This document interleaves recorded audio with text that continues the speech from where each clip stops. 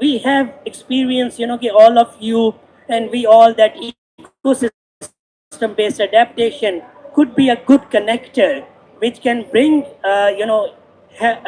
people's social aspects, economic aspects, ecological aspects all together, because that can link human well-being in the context of climate change, where biodiversity, integrated climate adaptation can take place. So that's where we will have some discussion today, so that we can have this aspect, that can this be potentially take things forward. GGA element is going on, this discussion other and all of the work which we have done together can inform GGA also. At the same time, land degradation, which is at, LND and other things can be linked very well there at UNCCD also. So great thing is that EBA has been appreciated, incorporated in many of the official tax decisions at all three conventions. So that gives us a very good platform to take things forward.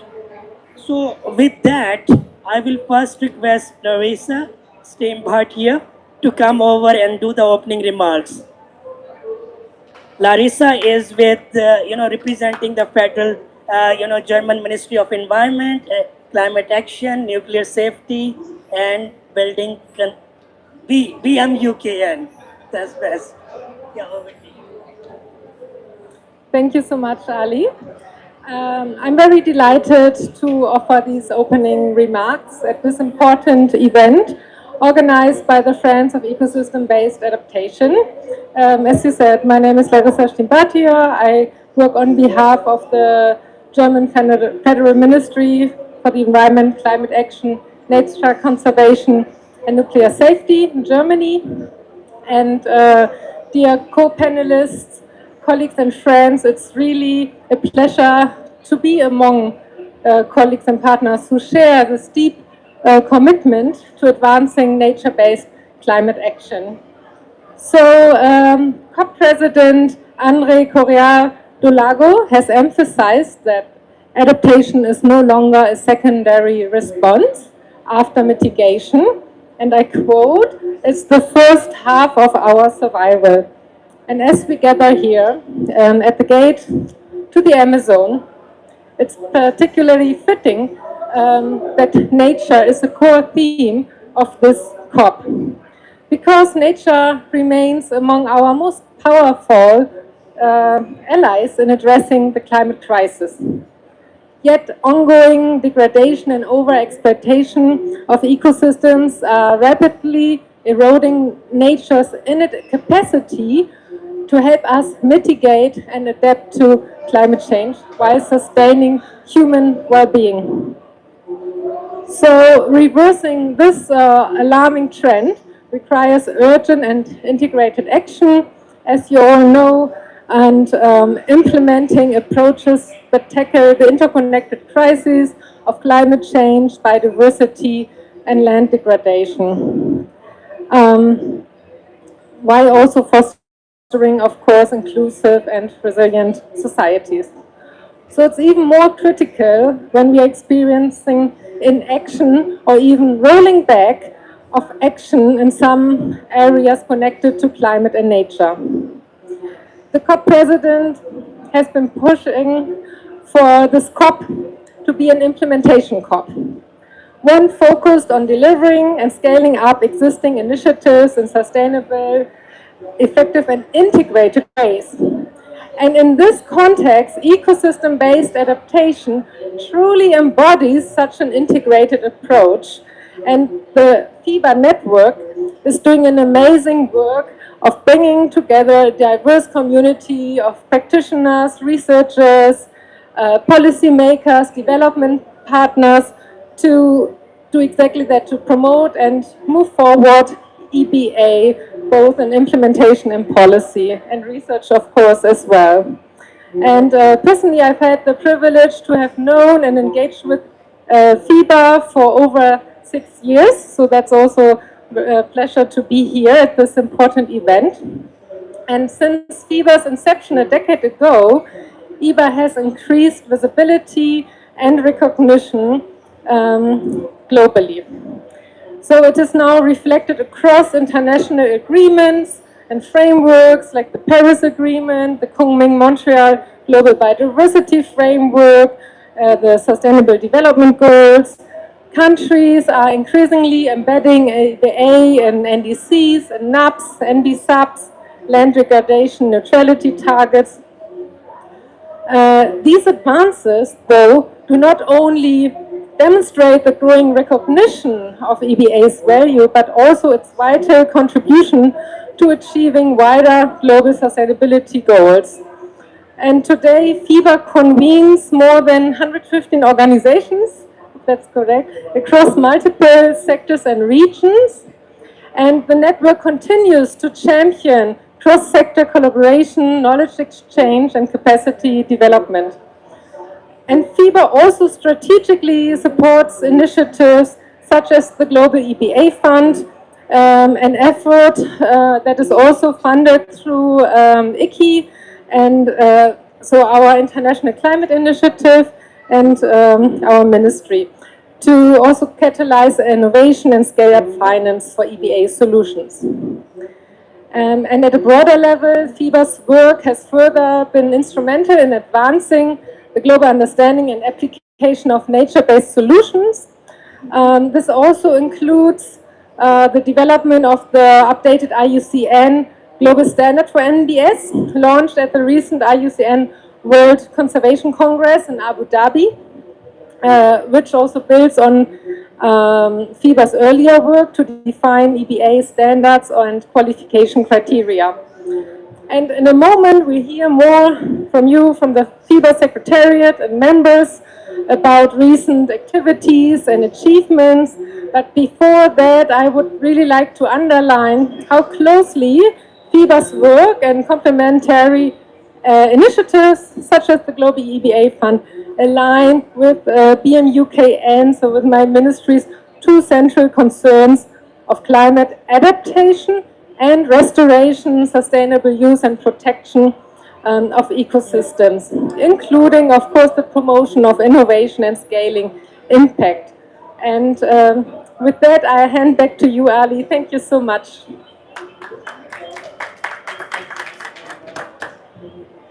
Thank you, Larissa. Synergies and all these things, they started coming up, in the last few years. But when FIBA was set up, first thing we did was get together with members, government, states, and other, all three conventions, they became member of FIBA 10 years ago. So that's again, CBD started coming at that time. Sakile was there, and UNF Triple C was also, Rohina at that time was working, Sasha as, UNCCD. So, so we had that together with the members, that sort of vision, okay, we all need to come together. In 92, when, Rio conventions were put up, they were there for a reason that, these things need to be addressed maybe in a little different way with targeted audience.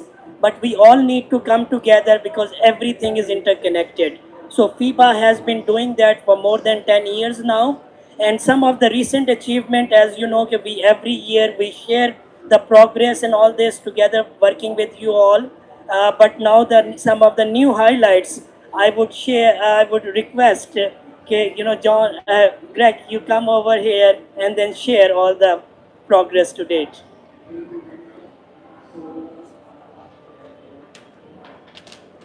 Hi everybody. So first things first, let's get to the right slide.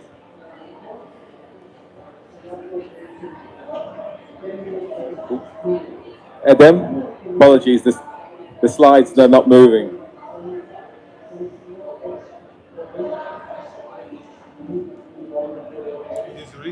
Oh, I've got it. Thank you. Okay, so yes, so to begin, my name is Greg Davis-Jones. I work in the IUCN climate team alongside Ali, and I also coordinate the FIBA network. Following that very kind introduction by Larissa, my job now will just be to provide some of these key highlights over the last decade that FIBA has been active. And the first thing that I want to mention is the growing network that we have of multi-sectoral actors in this space. We've had 8 new members join this year as well. So of course, that's a growing area of collaboration. The main vehicle through which FIBA members really collaborate are through the working groups. At the moment, we have 5 active working groups, but historically we've had 10. We've got co-chair of one of the working groups that will be speaking about some of the work they're doing a bit later. But these have covered many different topics that EBA is working on. So from health to the GBF to psychological resilience to loss and damage. There are a number of course, cross-cutting topics that EBA is related to, and therefore is a good space under the FIBA network to try and understand how we can get more to grips with how we move forward in these areas.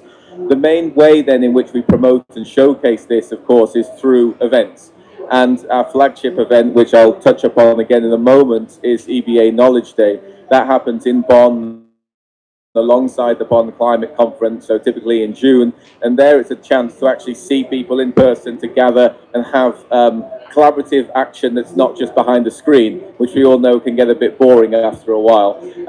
And then the way in which these collaborations come together are through knowledge products, and we have about 45 knowledge products under the FIBA network, which we welcome you to go and look at that repository of work. Touching upon the more recent highlights, as I mentioned, we had Knowledge Day in 2025. A number of different dialogues were held then that aligned with the COP30 priorities. So these were on things such as implementing inclusive targets for EBA and for biodiversity and climate change. It was also on monitoring and evaluating EBA. How do you better understand and demonstrate impact through these frameworks? We also looked at bridging policy to action, so looking at how we could build upon the action agenda that, of course, the COP30 presidency has put across, and a series of other similar dialogues. These then were synthesized and summarized in a summary brief, which we then used to build upon that in order to put together recommendations and priorities for the FIBA network for COP30. With this QR code, you'll be able to access that and see those different areas of work. We've also launched, as I mentioned earlier, a loss and damage working group a few months ago. This is a key area that we were originally engaging with the PEDA network, the Partnership for Environment and Disaster Risk Reduction, and actually now stands as something that we've built upon since COP27, really trying to recognize the importance of ecosystems in averting and minimizing loss and damage, particularly when it's climate-induced and disaster-related. So this offers a new platform for those members that are interested in working in this area to engage further. So again, using the QR code, that would take you to the page and you'd be able to see how you could sign up. The latter two updates from this year that I'll mention, and I won't hesitate too long on the first one because Tristan will talk more to this, but under the GBF Targets 8 and 11 working group, we actually did a really interesting piece that we're currently launching at the moment, looking at how Section C of the GBF, which of course are the considerations for implementation, how they link and connect to EBA. We know that through implementing EBA effectively, we can meet many of those considerations under Section C. So being able to present that and show that to parties, how by using EBA, they're actually winning when it comes to also Section C implementation, is one of the core areas or I suppose objectives of that work. And again, following the QR code link, you'll see a series of case studies that we've used to try and illuminate that in practice. But again, Tristan will speak more to that in a moment. Finally, we worked with the Mangrove Breakthrough back in the early part of this year, when there was, I think, about 4,000 or so indicators still on the list for the global goal and adaptation.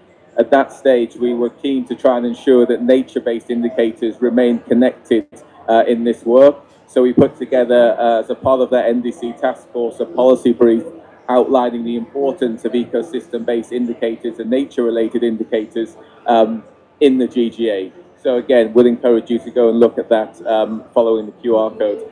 I think that just about summarizes the opening remarks from the FIBA Secretariat. The only thing I will add at the end, of course, is that we do welcome new members to come and join us. We do also encourage people that are working on various different topics that might want to engage through the working group process under FIBA to come and join this effort. So thank you very much.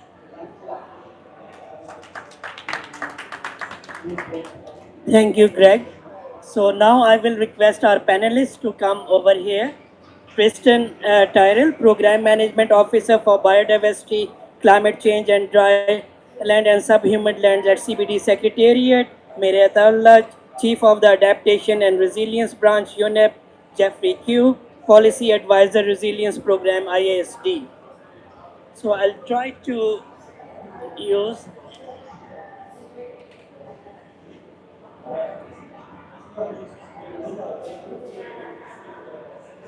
So, Tris, is it working?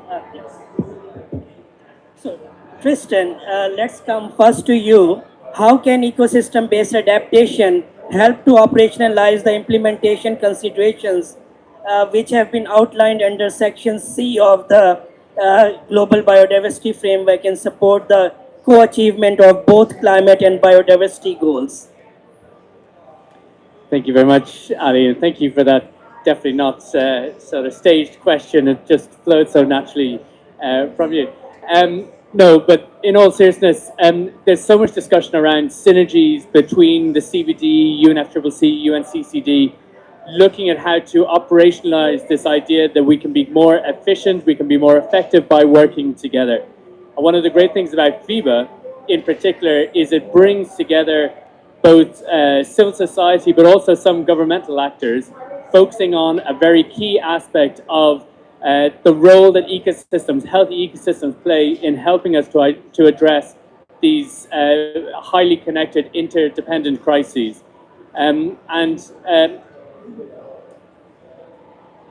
The biodiversity climate discussion under CBD can be a little bit difficult, with certain parties wanting to see certain discussions happening just in this process as opposed to under CBD, etc. Whereas ecosystem-based adaptation has actually been one of those areas that no one seems to have a major issue with. But of course, by taking an ecosystem-based approach, you are helping to also achieve some of those mitigation issues, the benefits that some of these parties might have an issue with. But of course, by effectively implementing EBA, you have the social benefits, you have the ecosystem benefits, and then you're also helping to address climate change directly as well. One of the issues, though, that we want to see, especially now with the adoption of the Kunming-Montreal Global Biodiversity Framework, is that these headline targets of 30 by 30, protected areas, whatever it might be, the financial flows of billions of dollars, they're all great, so long as they're done right. And these cross-cutting considerations that are within Section C are fundamental to make sure that we are actually, the actions that are being undertaken are going to put us on a path to living in harmony with nature by 2050, but also, and most importantly, that notion within the SDGs in particular of leaving no one behind. So the cross-cutting considerations include things like the ecosystem approach, recognizing national circumstances, etc. But it also talks about gender equality, intergenerational equity, human rights-based approaches, the right to a clean, healthy, and sustainable environment. It talks about the need to make sure that traditional knowledge, cultures, and practices are sufficiently recognized, that we're recognizing multiple different worldviews, as well as just fundamentally helping to achieve the objectives of the convention. And so within that working group that Greg, thank you very much, or John, I should say, thank you very much for introducing earlier. One of the things we were trying to do, it builds on some earlier work looking at how EBA, system-based adaptation, helps to achieve not just Target 8, which is climate change, the impacts of climate change, but also Target 11 on nature's contributions to people, as well as the broader GBF framework. And then this next phase as such is thinking about, well, some of those equity issues, those human-centered, frankly, cross-cutting considerations, how they can be amplified through this work, building on those three core principles, frankly, that ecosystem-based adaptation provides. And so we have a number of case studies. There are 4 case studies already developed as part of this work. And hopefully, yes, the QR code is nicely hidden behind Jeffrey here. Thanks very much. But we are also interested to hear from others about additional case studies, some of your work, and the extent to which they can help, again, amplify, show in different contexts the importance of this. Because ultimately, to achieve the Kunming-Montreal Global Biodiversity Framework, to achieve the Paris Agreement, to achieve the Sustainable Development Goals, as well as land degradation neutrality, etc., etc., etc., we need to be thinking about people on the ground, those that are directly impacted by climate change, but also those who do not see us working in silos.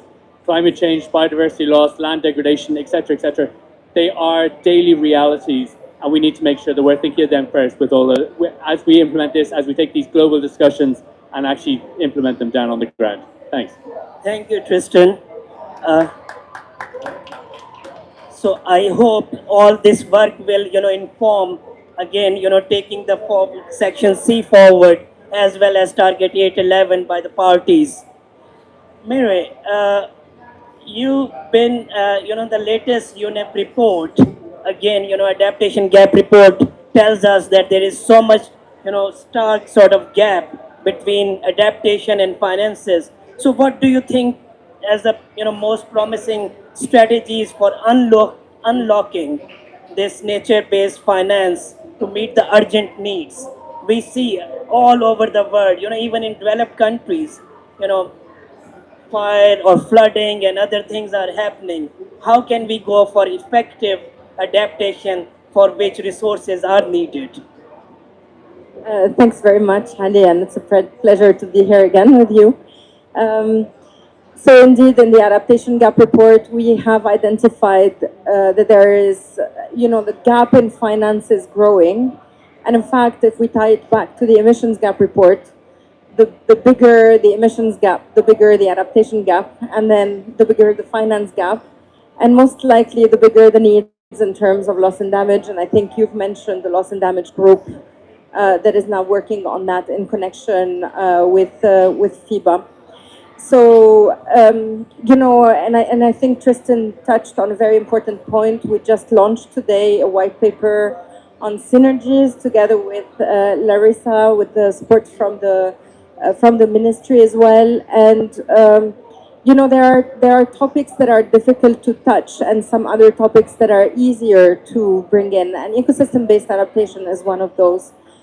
But within the discussion around synergies, irrespective of, and within the discussion around finance, one of the key crux points, and here we have another report, the State of Finance for Nature report, and that looks into financial flows for nature-based solutions. I prefer the terminology ecosystem-based adaptation or action because it has that holistic, more humane approach associated to it, as opposed to a utilitarian approach of nature delivering solutions for climate mitigation or adaptation. But nonetheless, financial flows towards nature-based solutions are roughly now estimated at around $200 billion per year that deliver on synergistic action and impacts across climate, nature, climate biodiversity, and desertification. And that may seem like a big figure to us in this space, but the reality is that we've also started to assess negative financial flows, and those are in the order of $7,000 trillion that are flowing into activities that have a negative impact on nature. So the key message here is that there isn't a lack of money, but the money is flowing to the wrong places and for the wrong things. And I think that we're starting to do quite a bit of progress in seeing through taxonomies approaches, through also better budget tagging as well.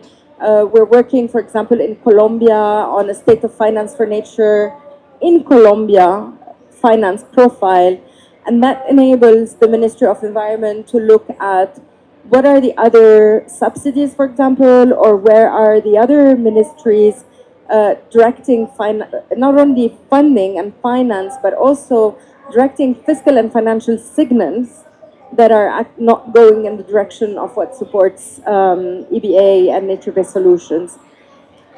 On the other hand, we see that less than 2% of finance flows towards indigenous peoples in particular, and less than, roughly, depends on the countries and where you are, less than 20% of finance reaches ultimately the communities that are delivering those synergistic impacts. And so I think that there's a strong effort to make here, to simplify. And when it's simple, it doesn't mean that it's robust. No, when it's simple doesn't mean that it's not robust. And I think that this is a key message that we want to pass through, And we've seen here with the Tropical Forest Forever Fund that you can have simple mechanisms and simple monitoring and reporting systems that enable those financial flows. Let's see how much of the TFFF flows and meets the 20% target of direct finance flows to local communities and indigenous peoples. But I think it's also, creating trust and having due diligence systems that are on par with what we want to achieve and that they do not delay financial flows and action so much that we're actually catching up behind. Thank you, Mary. Yeah, as you said at last, it's so critical to have simple solutions, and again, moving forward, we already are in a very complex world.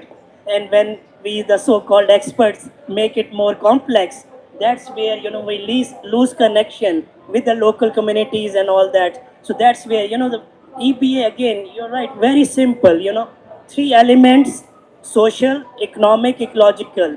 All three elements need to be addressed concurrently. Only then it will make sense to the communities, even for donors and all policymakers. Okay, look, it has some impact on ground for the lives, reducing poverty. Because let's not forget, policymakers, whatever, it's not that they don't want to do things, they want to see results. And in nature, results don't come, in 2 3 years. Attention span of, ministers are there the next elections. So if we can somehow, showcase that it is leading towards job creation, some green economy and other aspects, then there will be more investment. Otherwise, in many countries, they just do infrastructure, and now we know infrastructure cannot be adapted without nature, because whatever you spend, it is exposed to, so that's where it is critical. And as I, so often say, climate change is a moving target.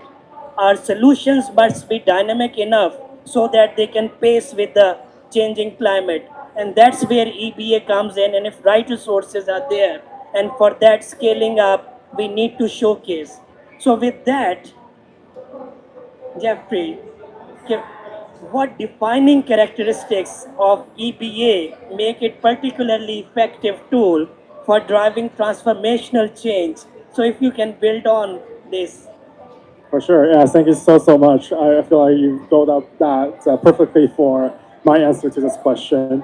So I just came from the NAP room, the negotiation on the NAP assessments, and one of the key things that being mentioned again and again is transformative adaptation. We still don't really understand what exactly transformative adaptation is or what the potential it could be. And as Tristan has already mentioned, some mentioning nature, mentioning these very politicized terms within the UNCCC process is a tricky process. So together with GIZ as well as FIBA, we're very happy to launch a new report trying to unpack exactly what does transformative change means and how EBA could be utilized to actually deliver transformative change. So some of the kind of the impetus for this report is we read in the IPBES transformative change assessments that nature plays an integral role to be able to deliver some of these transformative change. They identified three underlying causes for the biodiversity and climate change crisis. One of them is the disconnection from and the domination over nature and people. The idea that urbanization and the globalized logistics chains and all those international trade remove people from our natural environments. It also creates a disconnection between our economy and our ecosystems.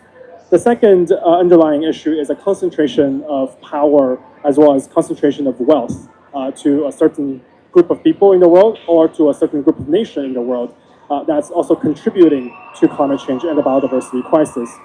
And the third underlying cause is the prioritization of short-term individual and material gains.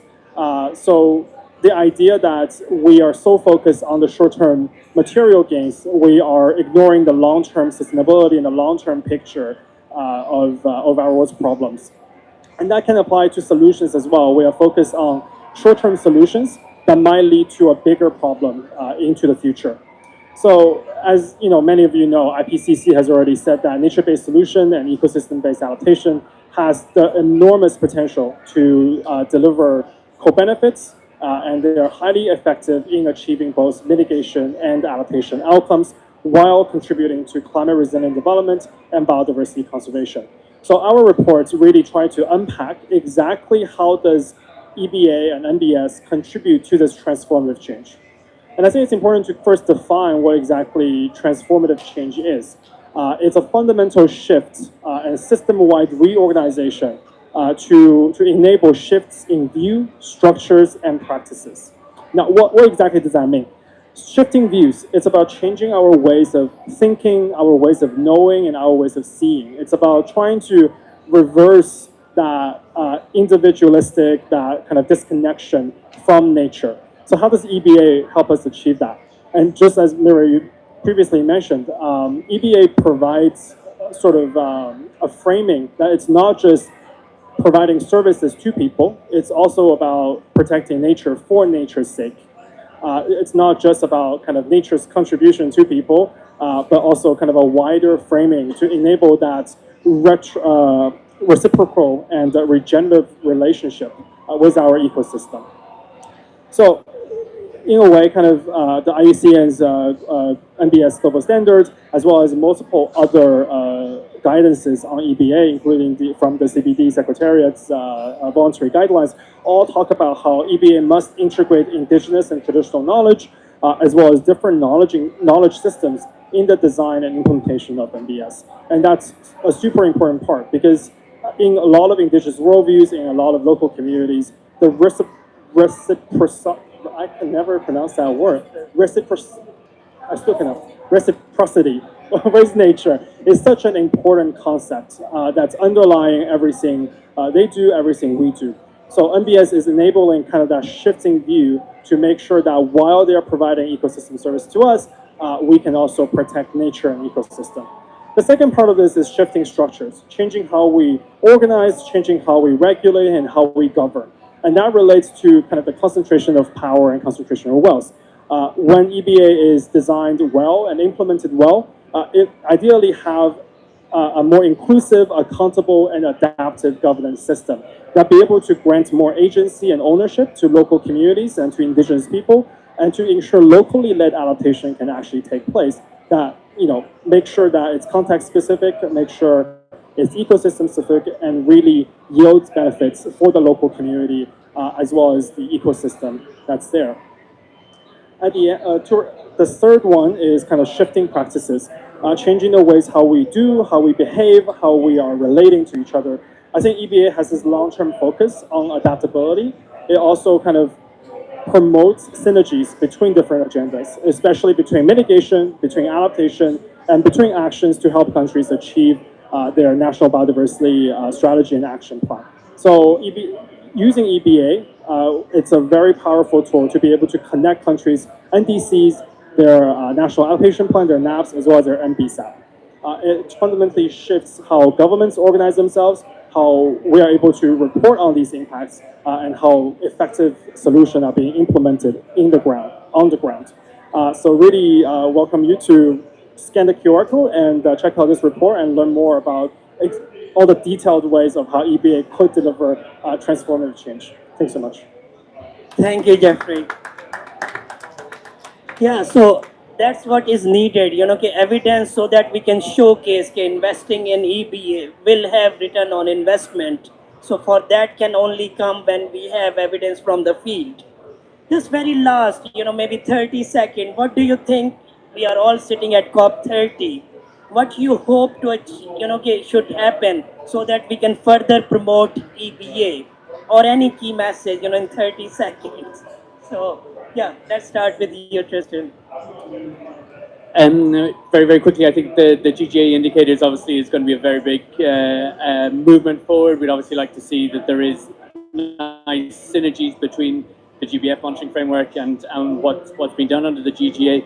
And of course, ecosystem-based adaptation is obviously central, especially when that ecosystems element. Also curious to see what comes out of the cooperation with international organizations, given that that would also be recognizing also potentially the work of FIBA. Now that it's not going to be name checked necessarily, but maybe it sort of opens the door to further consideration of how parties and other actors can engage with this network and push EBA within their various contexts. Thanks. Yeah, thanks. I totally agree with Tristan on those two fronts. I also want to mention the assessments of progress for the national allocation plans. It's an important item that will be as a part of the allocation package of COP30. I think it's important to mention the role of EBA in helping countries NAP processes to make sure they deliver effective co-benefits on mitigation and allocation as well. It's also important to recognize synergies between NAP and MBSAP in the final decision, because it's such an important aspect of the NAP process to make sure that adaptation is mainstream across sector, but also offer biodiversity co-benefits as well. Mireille? I mean, I would say have the guts, the will, and the wherewithal to do everything everywhere all at once. Wonderful. Okay. Okay, thank you so much. Okay, now I'll request Gabriel Andrea to come and just do some brief closing remarks. Gabriel is our regional director for this region and where this COP is happening. So yes, please. Please don't go, we will have a group photo. Thank you, Ali. Thank you very much, and good evening already to all of you. It's a pleasure to be here for a short time, and try to give some different ideas from what have you heard. Why ecosystems and why the bet on ecosystems? Because the natural arguments are clear, and it takes only mild thinking to understand why we should bet on ecosystems as a partner, as a fundamental partner to deal with development problems, especially in developing countries, or especially also in countries like this one that is hosting this COP, where you can see nature being strong and being, yeah, everywhere, showing its strength. But also there are these other considerations that were discussed here in this panel, the economic ones. Nature is still very present, although we have done as humans a lot of work in trying to diminish the power of nature. Still, nature is a strong part, and it's abundant in many places in terms of territory, in terms of ecosystem services.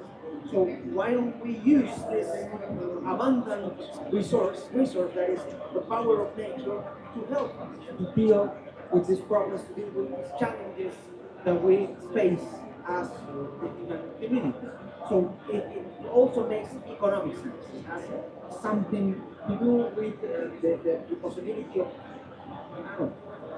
taking advantage of nature to complement our work in terms of infrastructure, in terms of production, in terms of these activities that are focused to supposedly in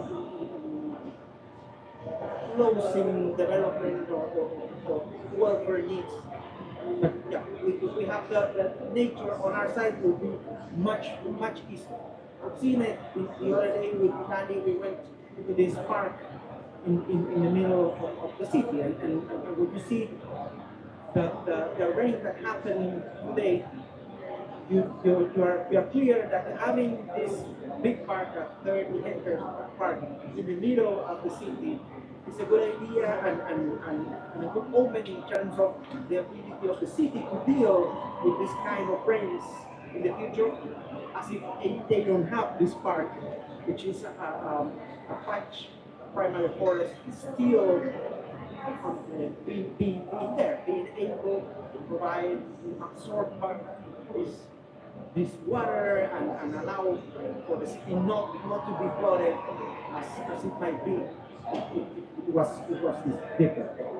And another argument is that there is some lore and some knowledge, traditional knowledge, but also modern one related to the management of nature-based solutions or ecosystem-based adaptation in this context. And this is something that needs to be put to work towards well, towards the benefit of people. If you see in history all what are qualified as the cradles of civilization were based in the ability of humans to deal with nature, deal with a difficult environment. Say the Nile River or Mesopotamia or the Andean regions, there the environment made made humans uh, or yeah, make humans to use their imagination and their capability to deal with these challenges and generate solutions. Solutions that now we see that are or that need to be present in terms of the model of thinking in promoting EDA, to promoting the solution as well. So I was very delighted with the discussion here, coming from the social sciences, the background in social sciences, with the discussion on governance, with the discussion on the social aspects, the economic aspects of EBA. How these questions about not only that, about who are we doing CBA or promoting nature solutions for, but who is the one doing them? And who are the ones doing this? And that's fundamental in terms of the participation, in terms of how we engage from the community, how do we engage governments and all these actors that might have not been very present in terms of the discussion and in terms of the implementation of these measures. And this is something fundamental that needs to be also recognized as part of the discussion on the global goal of adaptation. How do we ensure that this comes with the participation, the engagement, direct engagement of the people who suffer most, who are suffering right now the consequences of not applying the adaptation before. That's it. Thank you very much for the opportunity. Thank you for letting me learn a lot. Thank you, Gabriel. So just the last one thing. Let's have a group photo, please. Gabriel.